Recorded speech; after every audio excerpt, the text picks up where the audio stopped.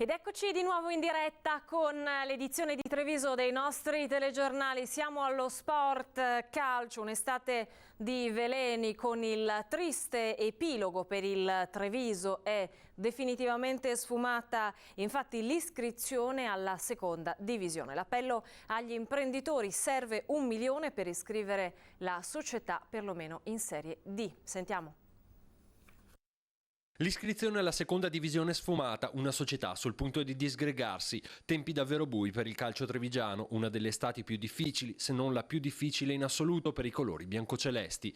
Senza i soldi per l'iscrizione, la fideiussione di 400.000 euro chiesta dalla Covisoc come ultimo appello per rimanere nel calcio che conta, al pallone nostrano non resta che affidarsi ad una nuova cordata di imprenditori per ricominciare almeno dalla Serie D, possibile trampolino di lancio per l'anno venturo in Lega Pro, quando prima e seconda divisione verranno unificate. Ci sono dei 300.000 euro a fondo perduto che quindi quelli vanno alla federazione. Poi se andiamo ad analizzare per la città di Treviso i costi che ci sono, potrebbero esserci in altri 600-700.000 euro.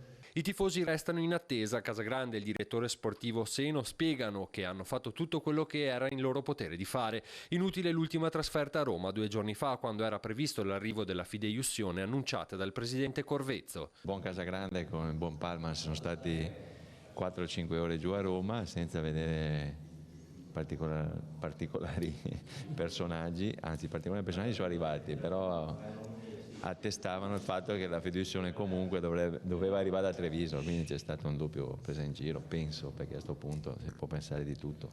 Una vicenda sportiva su cui cala il sipario nei peggiori dei modi. Ora sarà il sindaco Manildo a dover valutare l'affidabilità delle proposte di eventuali cordate che dovessero essere interessate a portare i colori biancocelesti almeno in Serie D. Lui sarà il referente di qualsiasi cordata, chiamiamola così, che si vuole avvicinare per venire a giocare al tennis.